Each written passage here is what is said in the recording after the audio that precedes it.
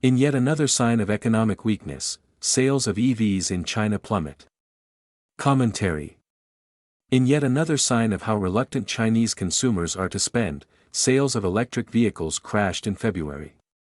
Month-to-month moves of any statistical series should always be taken with more than a grain of salt.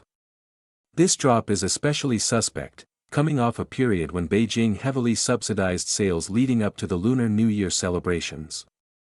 Nonetheless, the fact that those earlier subsidies, rather than boosting sales, simply stole from the future announces how reluctant Chinese consumers are and, consequently, how fundamentally troubled China's economy is. Even considering all the applicable statistical caveats, February's release is striking. According to the China Passenger Car Association, sales of what Beijing calls new energy vehicles, EVs and hybrids, fell by 32% from the month before and some 25% below year-ago figures. Led by the EV decline, overall retail auto sales fell by 34% from January levels. In the face of such weakness and what it says about China's economy more generally, the recent, two-sessions, meeting of the rubber-stamped National People's Congress has offered little more to encourage the Chinese consumer and spur him or her to spend more freely. Trade-in subsidies for cars and household appliances have done more to create monthly fluctuations in sales than drive up overall economic activity, much less take up some of the overcapacity in certain industries that is itself a product of Beijing's poor planning. Beijing's less-than-powerful policy initiatives on consumer spending are especially disturbing, given the huge weight placed on the household sector by China's ongoing and long-standing property crisis. Since that crisis began in 2021, homebuilding activity has dropped by some 70% through January 2025, the most recent period for which complete data are available.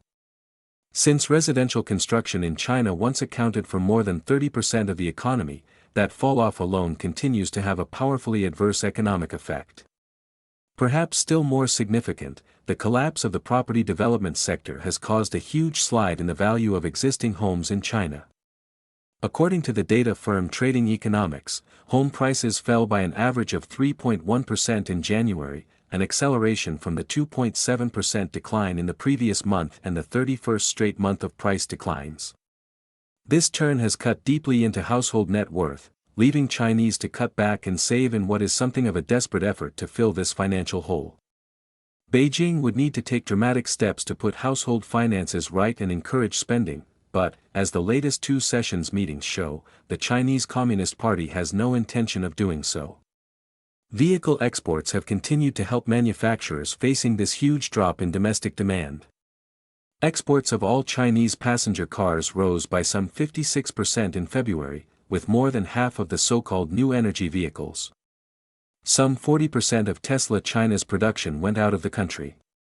Producers no doubt welcome this source of demand, but it is at best unreliable. The European Union has moved to restrict sales of Chinese vehicles, as has India and other Chinese trading partners. Even the pricing edge that has helped Chinese EV exports in the past is no longer reliable, as copper and lithium prices have risen dramatically from year-ago levels. Given the monthly volatility in these and other sales measures, March might very well show something of a rebound in vehicle sales, including EVs.